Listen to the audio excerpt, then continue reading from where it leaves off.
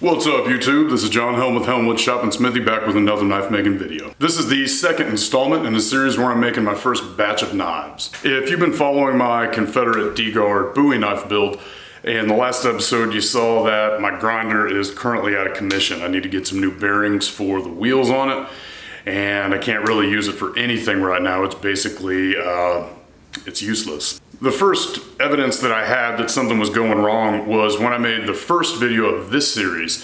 When I was grinding the bevels on these, I noticed that the belt was vibrating quite a bit, and it really caused me some issues, especially on my plunge lines. So I have a lot of cleanup work that I need to do on these, but unfortunately I don't have a belt grinder with which to do it. So I'm gonna have to get ghetto, but I'm still gonna get it done.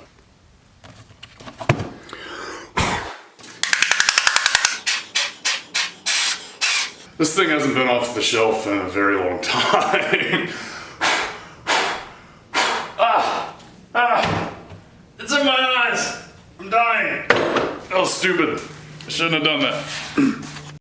When I was a blossoming knife maker and I had only made 1 or 2 knives, I got this little belt sander at Home Depot and it was super cheap. It was like 60 bucks or something, but I made several knives on it. It actually works. It works just fine if that's all you have. Of course, it is not fast. It does take forever. The belts do wear out super duper fast, but they're cheap. And I mean, it's just, it's easy and readily available. A 4x36 would be a lot better. And I used to have one of those, but I gave it away to a buddy of mine who wanted to get into knife making.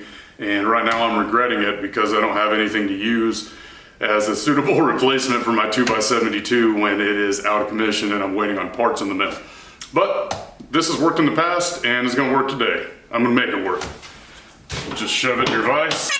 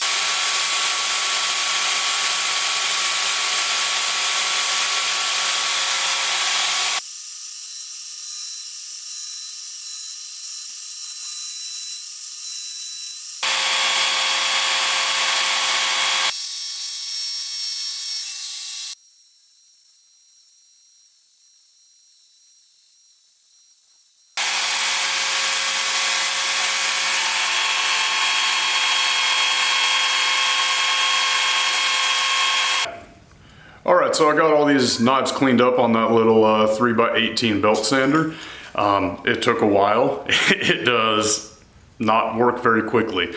But believe it or not, there are some pros to using a little belt sander versus a big 2x72, especially if you were a new knife maker. Of course, the list of cons is huge and the list of pros is teeny weeny, but they're pros nevertheless.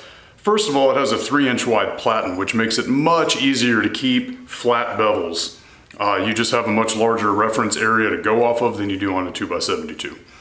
Also, it being really slow can be a perk because it doesn't magnify your mistakes like a 2x72 does. And lastly, it has a little tiny contact wheel at the end, and mine's actually made out of plastic, so you can get a decent finish right off of the belt. Can't do that on my 2x72. Of course, I could buy a small wheel attachment. I intend to do so in the future, but I don't currently own one, so it was handy for me in this instance. Anyway, I was able to get rid of a lot of those little imperfections that came about because of my belt vibrating all over the place, but I wasn't able to completely clean it up. I'm still gonna have a little bit of handwork, and I'm gonna have to change the design on a couple of these. The main issue was that my belt would track properly on the left side of the platen, but not on the right side. So what happened is I have one plunge line that's a nice 90-degree angle and another one that is sweeping. And either of those is fine if it's the same on both sides, but I have sharp corners on the left side, curved corners on the right side, so my plunge lines look a little bit funky. I'm gonna have to get in there with probably a diamond file and try to square out the round one a little bit. Another thing that I'm gonna do, which is something that I don't see a lot of YouTube knife makers and blacksmiths talk about, is I'm going to disguise my mistakes. Yep, I'm being totally honest. There are a whole bunch of different things that you can do to hide mistakes. And I mean, it's not really hiding, you're just removing the mistake that you made before. So I don't want you to think that I'm trying to get one over on my customers, because I'm not. Also keep in mind that these are production knives. These are not commissioned pieces. If it's a commissioned piece, I get every last detail, down to whether or not they want a square or a sweeping plunge line. So if I screw it up, I'm just gonna have to start it over again. But these being production knives, I can make them any way I want as long as they look nice and they function well, we're good to go. What I'm going to do on these that have the screwed up plunge line issue is I'm going to put in a sharpening choil, which is not a bad idea anyway, because it just makes it a lot easier to sharpen your knife without scuffing up the ricasso. Once I've done that, I'll take a little diamond file and I will file the little section down at the bottom, right in this transition, flat. And then I'll take a Dremel and blend it all in. So the ending result will be that there is no screwed up plunge line. I just had to change the design of the knife in order to get it there. Some other things that you can do that I don't have to do on these, but I might do them just because they look cool, are putting a rock pattern or leaving the flats with an as forged texture. It gives you a little bit of leeway on keeping this grind line straight. Especially when you're new, that is gonna be a big issue for you. You're probably gonna have a little bit of a divot here, and then it's gonna taper off a little bit too far there. Once you get little wobbles along your grind line, it is really difficult to correct them without doing a ton of hand sanding. So that's one technique that some people use. I don't have to do that on any of these. The grind lines are all nice and flat, but I think I'm gonna do some of those techniques on the flats of these blades anyway, just because I think that they're aesthetically pleasing, and I know that other people agree with me. Also, since I wanna make this 4 different versions of the same knife, it'll help me differentiate the knives from one another even more than I already have. So here are the knives, and I think what I'm gonna do is this one is going to get a swirled finish, where I polish the flats on a piece of sandpaper with a figure 8, so it's just kind of a random pattern of scratches, and then I'll have a nice clean bevel. This one, since it has a larger flat, I'm gonna do a rock texture on it. This one I'll do a file finish and then a clean bevel. This one I think I'm gonna do a file, you know what, I'll leave that one clean. I'll just polish this one up. So we'll have 4 different textures on all the flats. They'll all have nice, clean hand sanded bevels. I'll probably take them up to 4, maybe 600, depending on what I'm going for. And I think they should all end up looking pretty cool. So let's get over to the vise and get working on these flats.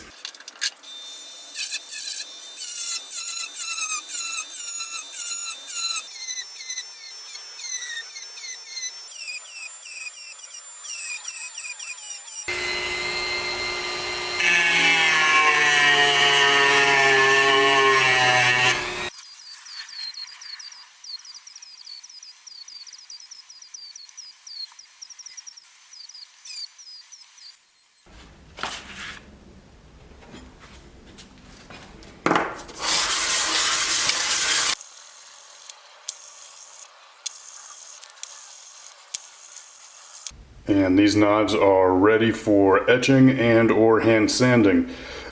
This one, I was originally planning on putting a file finish on, but I couldn't do that with a regular file since it is already hardened and tempered. I tried using a diamond file, which is essentially just a piece of sandpaper, so it didn't really give a file finish. It just gave a really crappy sandpaper finish, and that's obviously not what I want. So I went ahead and did the rock texture on that, because I had the Dremel out, and honestly, because putting it on there is fun. I was enjoying it, so I just kept going with it. This one, I have that random pattern up on all the flats on the ricasso. This one, the whole thing is going to get hand sanded. I'm just going to leave it clean. So I'll go get these 3 knives cleaned up with some Dawn and some hot water. Then I will degrease them with acetone and drop them into the etch.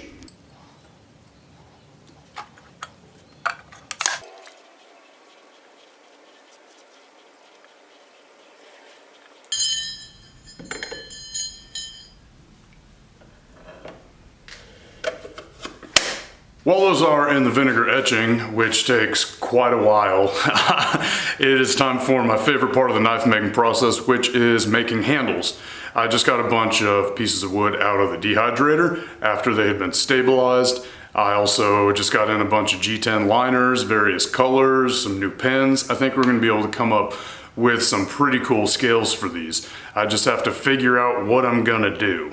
I have this one already made, so obviously it's gonna go on one of them. It is pretty cool though, and I don't even know what kind of wood it is. But it's stacked with leather. It looks nice. It's gonna make a great handle. These, we have some maple, some spalted oak.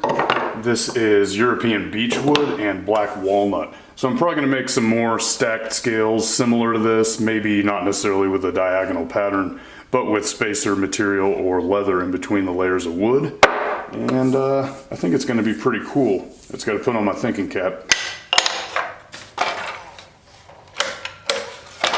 I guess it would help if I plugged it in, huh? Let's try this again.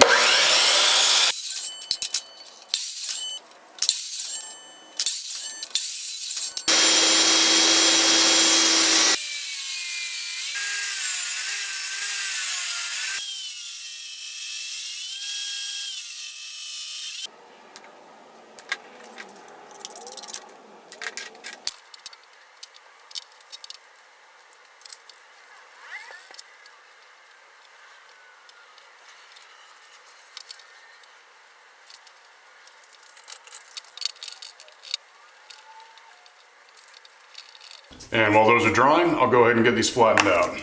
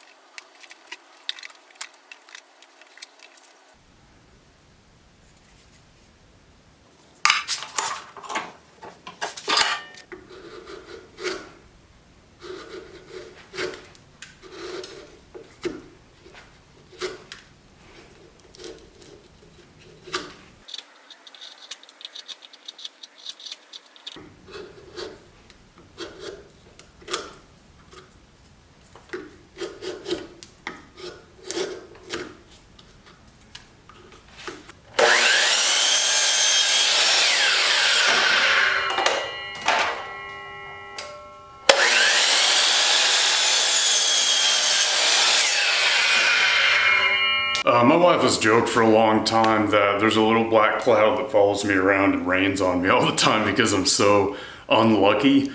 And that has been the case today. So far I've found a crack on the edge of a blade, haven't been able to grind it out. Well, I couldn't use my big belt grinder because the bearings went out on the wheels. I was using the little belt sander instead, and a little bit ago it started shooting sparks and smoke out of the motor. So I'm gonna go inside and stop working before I burn my shop down. I'll go ahead and hand sand these blades while I'm in there, and I'll be back in the morning. Hopefully it's a better day and we can finish these up. It's the next morning. I woke up with a cold, so that's fun. Last night I got one of the blades sanded down to 1,000 grit finish. It looks really good. One of the other ones I noticed, I started hand sanding and it has a lot of 40 grit scratches left in it. So I'm gonna do a little more time with a 120 on the little belt sander. I was able to get the belt sander running normally again. It had a metal shaving from the drill press that somehow got sucked into the motor there, but once I pulled it out, it was fine. So I'm gonna hit that up real fast, finish up this hand sanding, and we'll stick some handles on.